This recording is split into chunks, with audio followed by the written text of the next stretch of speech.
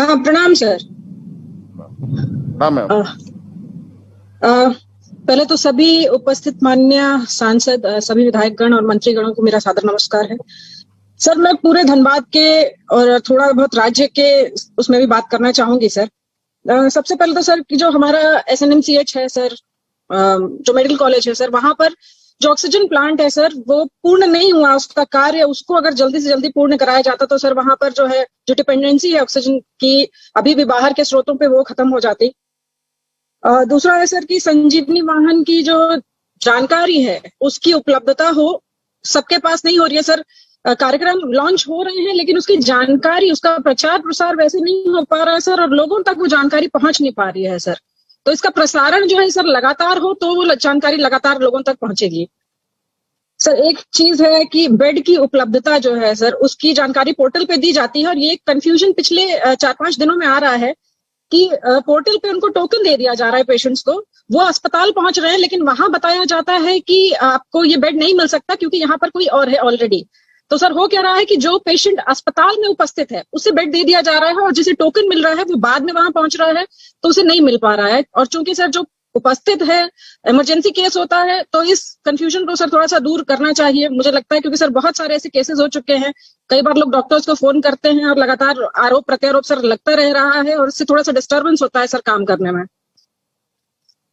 Sir, Dhanbad में sir WHO की report के हिसाब से ऐसे राज्य में ही है सर, लेकिन धनबाद में सर डॉक्टर्स की बहुत कमी है सर। 5 कोविड सेंटर्स में यहाँ पर सिर्फ 38 डॉक्टर सर काम कर रहे हैं, और सर लगभग 100 से ज्यादा नर्सिंग स्टाफ की भी कमी है। और सर टेक्नीशियन तो खैर पूरे राज्य में ही सर कम है, तो जहां हो सके वहां इसको जो है सर कराया जाए। एक जो समस्या है सर कि नई जगह जहां ऑक्सीजन सपोर्टेड बेड्स बनाए जा रहे हैं सर, जैसे मैंने अपने क्षेत्र में एक जेलगोड़ा अस्पताल है जिसको BCCL संचालित करता है सर, वहां पर बात की तो वो लोग अब से तैयार तो हैं ऑक्सीजन बेड देने के लिए, लेकिन समस्या ये है कि सर वो कहते हैं कि हम रैट टेस्टिंग करेंगे, और रैट टेस्टिंग करने के बाद अगर उनका पॉजिटिव आता है तो हम उन्हें जो है फिर से सेंट्रल अस्पताल या SNMCH या ऐसी जगहों पे सदर अस्पताल भेज देंगे। तो सर अगर ऐसे केस में सर आजकल तो सर 20% रिपोर्ट ही नेगेटिव आ रहा है लोगों का, और ऑक्सीजन की जरूरत है सर तब भी वो कोविड पॉजिटिव हैं, तो ऐसे लोग ऐसी अस्पतालों में सुनिश्चित करना होगा कि उनको हटाया ना जाए सर वहां से। Sir concentrate. एक मिनट जरा होल्ड कीजिए। DC साहब सुन रहे हैं? धनबाद DC हैं? हैं सर, बिल्कुल प्रेजेंट है सर। आप सुन रहे होंगे सभी VCs को सर, और इस विषय को जरा आप ध्यान रखें कि जो आज आपको पता है कि विदाउट कोविड टेस्ट भी लोगों को हॉस्पिटल में एडमिट लिया जाना है। ये जरूरी नहीं है कि उनकी टेस्टिंग हो, ये ऑलरेडी पहले डायरेक्शन है। ऐसे लोग वापस ना जाएं, क्योंकि इलाज चाहे कोरोना का हो चाहे आम बीमारी का हो, लोग अस्पताल जाते हैं और उनकी जो जरूरत है तो हॉस्पिटल में अगर उनकी हॉस्पिटल के लायक वो पेशेंट है तो उनको एडमिट सुनिश्चित होना चाहिए। क्या मैं सर इसमें अपनी बात सर कुछ रख सकता हूँ सर? सर, वो जेलगोड़ा के बारे में माननीय विधायिका मैडम जो कह रही हैं, मेरी सर खुद इसमें CMD साहब से मेरी बात हुई है, और हमने सर उनको कहा है कि हमें 24 घंटे में सर वहां पे हम लोग ऑक्सीजन सपोर्टेड बेड शुरू कर देंगे। उनसे सर आग्रह किया गया था कि वो अपना मैन पावर हमें दें, और BCCL के सर सेंट्रल हॉस्पिटल में आज के दिन हम बिना किसी की रैट टेस्टिंग किए वहां पर एडमिशन ले रहे हैं। सेंट्रल हॉस्पिटल में सर जनरल और इमरजेंसी वार्ड के भी पेशेंट आ रहे हैं, वहां पर भी सिर्फ सिम्टम के आधार पर सर एडमिशन लिया जा रहा है। तो सर ये रैट वाली बात जस्ट मुझे अभी सर VC के माध्यम से पता चल रही है। हम लोगों को सर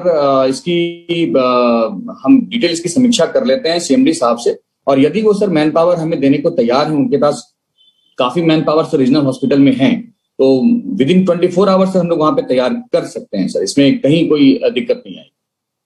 कोऑर्डिनेट करेंगे जनप्रतिनिधि, सांसद, विधायक, आप लोग जी बिल्कुल सर, जरूर उनकी समस्याओं को सॉर्ट आउट करेंगे आप लोग।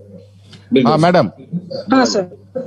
हाँ सर, दूसरी चीज है कि सर एक शिकायत जो आ रही है सर, राज्य सरकार इतने सुंदर इतने अच्छे प्रयास कर रही है विशेष सर हमारे फ्रंटलाइन वर्कर्स के लिए, लेकिन सर एक शिकायत जो सुनने में आ रही है कि सर जो इंश्योरेंस है जो उन्हें मिलना चाहिए सर, पिछले केसेस में भी सर लगभग 20 ऐसे डॉक्टर्स हैं या फ्रंटलाइन वर्कर्स हैं जिनको इंश्योरेंस नहीं मिला है। और सर आगे आने वाले समय में भी शायद यही कारण है कि सर लोग हिचकिचा रहे हैं, हमारे फ्रंटलाइन वर्कर्स जो है हिचकिचा रहे हैं काम करने से।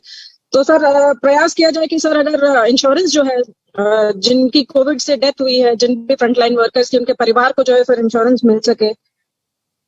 एक बात है सर कि डॉक्टर सर देखने नहीं जाते हैं अस्पतालों में, लगातार पेशेंट्स फोन करते हैं। बहुत सारे माननीय सांसद महोदयों ने और विधायकगणों ने इस बात को कहा है कि अटेंडेंस में नहीं जाते हैं सर देखने के लिए, 2-2, 3-3 दिन तक जो है मरीज पड़े रह रहे हैं। और ये मेरे पास लगातार दिन भर सर ऐसे फोन आता है और मुझे जब फोन करना पड़ता है तब देखने जाते हैं। तो कम से कम अपना राउंड जो है सर प्रशासन ये जो है सुनिश्चित कराए वहां मजिस्ट्रेट के उससे या किसी के भी स्तर से कि भाई आप डॉक्टर्स अपने राउंड में जरूर जाएं वहां पर देखने के लिए, क्योंकि सर फिजिकल से ज्यादा पेशेंट मेंटल परेशान है सर। अभी उन्हें डर है सर, पैनिक स्ट्रिकन है। तो इस केस में कम से कम सिर्फ अगर डॉक्टर्स की उपस्थिति ही हो जाए तो इससे काफी जो है उनको सहारा मिलेगा। दूसरी बात है सर कि प्रखंड स्तर पर, क्योंकि गांव तक जा रहा है, तो सर प्रखंड स्तर पर जो जांचें पहले हो रही थी और जिस तरीके से वैक्सीनेशन पहले हो रहा था, जो इसको हाल फिलहाल में वैक्सीन की कमी की वजह से रोक दिया गया है, तो मुझे लगता है कि सर जब 14 तारीख को आप इसका इनॉग्रेशन करते हैं और उसके बाद जब वो शुरू हो तो इसको प्रखंड स्तर पे भी किया जाए। वैक्सीनेशन में जो सर सबसे बड़ी समस्या वो है कि अभी जो केंद्र सरकार है उसने सिर्फ इतना कर रखा है केंद्र सरकार ने कि आप सिर्फ कोविन ऐप पर जब रजिस्टर करेंगे तभी आपका वैक्सीनेशन हो पाएगा 18 से 44 के लोगों का। लेकिन सर सच्चाई ये है कि कई ऐसे वर्ग हैं जिनके पास ना तो मोबाइल है ना वो एक्सेस कर सकते हैं इसको। सर मेरी आवाज आ रही है? हाँ आ रही है बिल्कुल आ रही है। हाँ। तो सर वो इसको कर नहीं सकते। सर तो पहले जो 45 प्लस का जो वैक्सीनेशन चल रहा था सर ऑन द स्पॉट का, कि वो जाते थे, वेरीफाई होता था और करते थे, तो इसको भी जारी रखना चाहिए। प्लस मोबाइल जो है सर अलग अलग जगहों पे, जैसे सर अगर आप शहरिया क्षेत्र की बात करें तो सर वहां जैसे गुलगुलिया पट्टी है सर, बहुत गरीब जो है ऐसे कई क्षेत्र हैं जहां पे लोगों के पास खाने के लिए नहीं है सर, फोन तो बहुत दूर की बात है सर, अशिक्षित हैं। तो ऐसी जगहों पे सर मोबाइल वैक्सीनेशन हो कि वहां पे जाएं, उनका जो वेरिफिकेशन हो टेक्नीशियन करें और फिर उनको जो है वैक्सीनेशन हो। क्योंकि सर कोविन के थ्रू तो सर अर्बन क्षेत्र में कर सकते हैं लेकिन ऐसे क्षेत्रों में सर पॉसिबल नहीं है। और अब सर नॉन कोविड जो है जो पेशेंट्स है उनकी बात सर कि हर जिले में कम से कम एक अस्पताल जो है उसको नॉन कोविड चिन्हित कर दिया जाए सर, क्योंकि डेली अब ऐसी हालत हो चुकी है सर कि जो अस्पताल चाहे वो प्राइवेट हो या सरकारी हो, वहां पर इतना ज्यादा भार हो गया है कोविड का कि सर वो नॉन कोविड लोगों को लौटा दे रहे हैं। तो कम से कम अगर एक अस्पताल या 2 अस्पताल अगर नॉन कोविड चिन्हित हो जाता है तो सर उससे भी लोगों को बहुत राहत होगी। सर पेंशन और पीडीएस स्कीम्स को जो है उनकी जो है सुदृढ़ता अगर इसमें सुनिश्चित की जाए तो बहुत सारे लोगों को इससे फायदा होगा।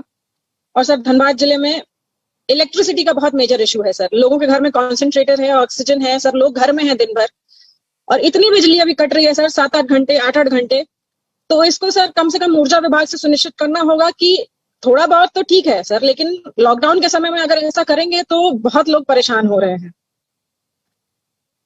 अब सर एक आखिरी बात जो मैं अपने क्षेत्र की करना चाहती हूँ सर कि झरिया में सर पिछले 10 सालों से कह लीजिए सर कि यहाँ का जो सीएचसी है सर, जो कम्युनिटी हेल्थ सेंटर है सर, वो 2009 में बनकर तैयार हो गया था, लेकिन किसी कारणवश सर वहां केस हो गया, एफआईआर हो गई और हेल्थ डिपार्टमेंट ने उसको हैंडओवर नहीं लिया। तो सर एक मेक शिफ्ट जो है सीएचसी चल रहा है सर, वो मेक शिफ्ट सीएचसी सर बहुत छोटा है, वहां पे सर कुछ कार्य हो नहीं पाता है।